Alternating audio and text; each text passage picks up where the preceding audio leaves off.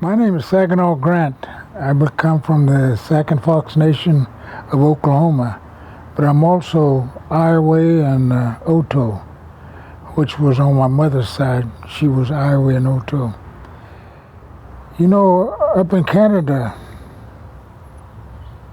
the government up there apologized for the treatment of my people, the things that they did to my people, the things that happened to my people.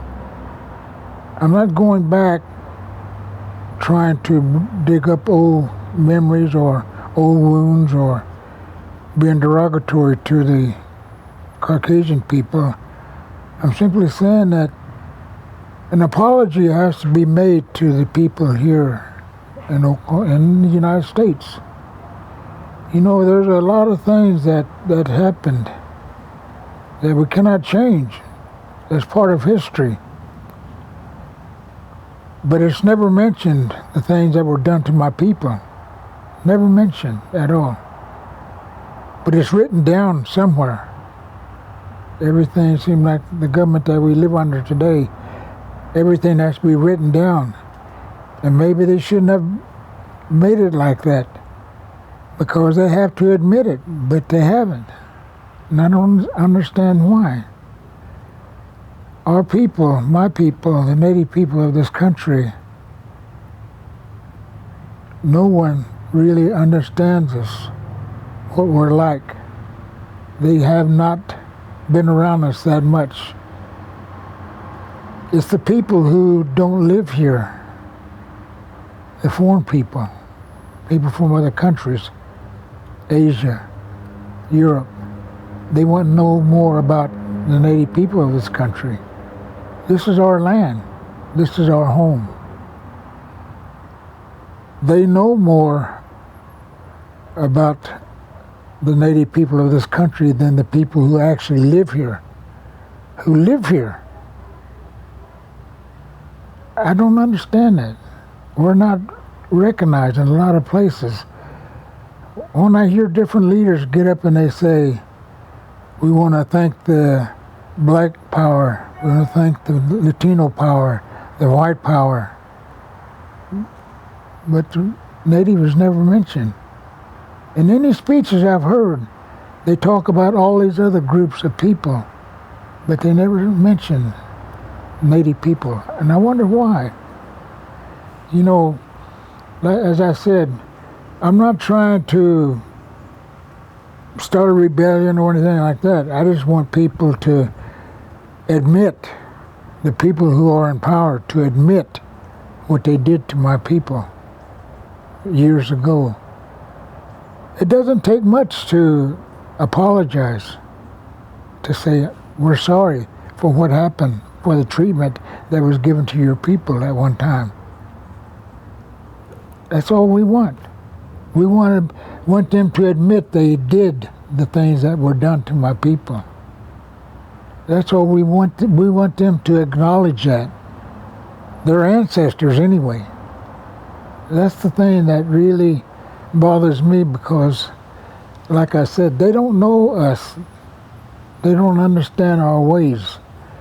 It wasn't until 1978, were we allowed to openly worship our Creator the way that we've always worshipped Him, the way we talked about Him, the things that we thought about Him. It's never mentioned about my people and their religion. That's why the pilgrims, when were asked, why did you come to this country?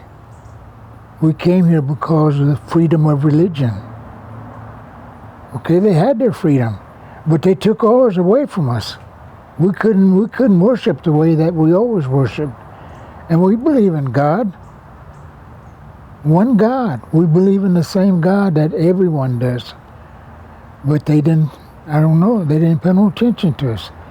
They done things for the native people, true.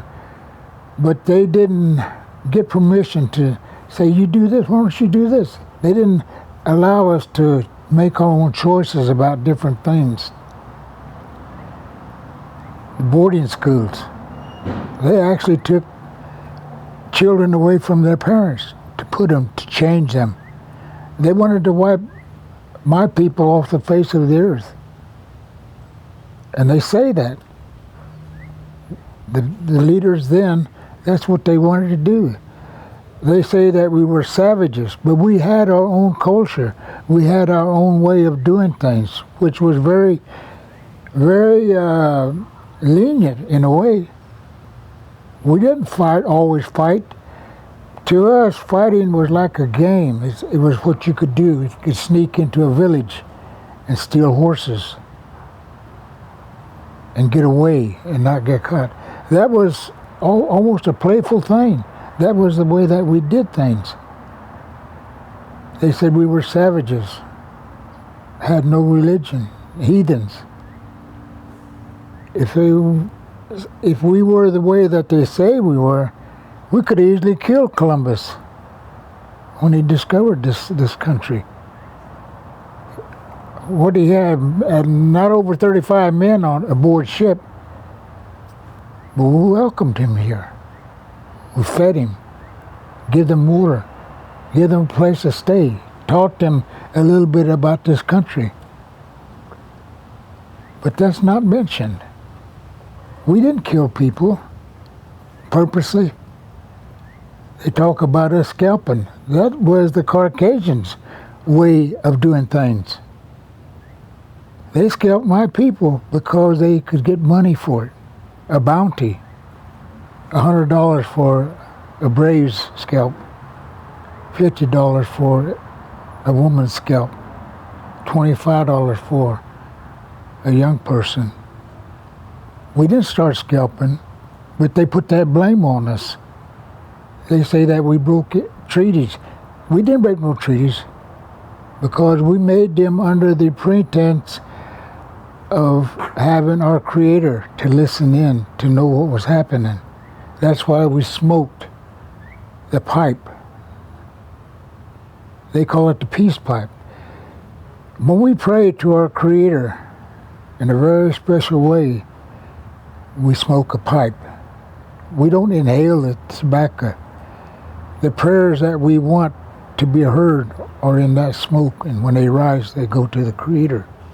That's why tobacco is a sacred herb among my people. We don't do it for relaxation, we don't get diseases from it. You know, I have 2 brothers and a sister, and none of us have diabetes. None of us are sick in any way, overweight or anything. We're all in good health. We're all in our 70s. And we all get around and do the things that we need to do. We want people to know who we are and to admit to our people what they done to us, how they took our land. I'd fight today if somebody tried to take something from me. That's what caused all that commotion. They could have negotiated. They could talk. We could understand if you talk about things. All of the wars that were among my people, they came together and smoked that pipe. They smoked that pipe because it meant a great deal, and it still does today. When we go and worship the way that we always worship, we smoke that pipe because the smoke of that pipe goes up to our Creator. He gives us this right. The things that our people, like I said, the people of this country who live here, don't know nothing about my people. They go to dances, they go to gatherings that are advertised, but a traditional gathering, they don't have to pay. There was a big gathering in Albuquerque, New Mexico, called the Gathering of the Nations. Dancers have to pay to dance. Dancers have to pay to be out there to dance, and that's the main attraction.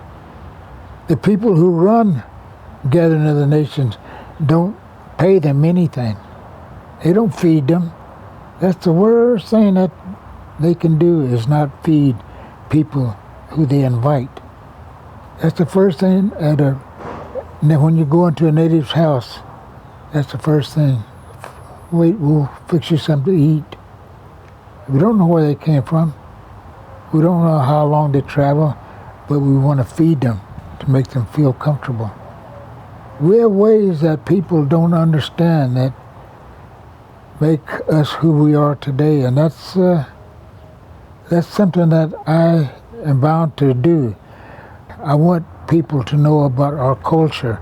I want people to know about our ways, and that our ways are good ways. We respect everyone, regardless of the color of their skin. We respect them. We help them in any way that we can. We may not have nothing at all, but we can at least give them water or give them some food so that they can be rested and feel good. We shake their hands. We say good things about them. An apology, especially apology.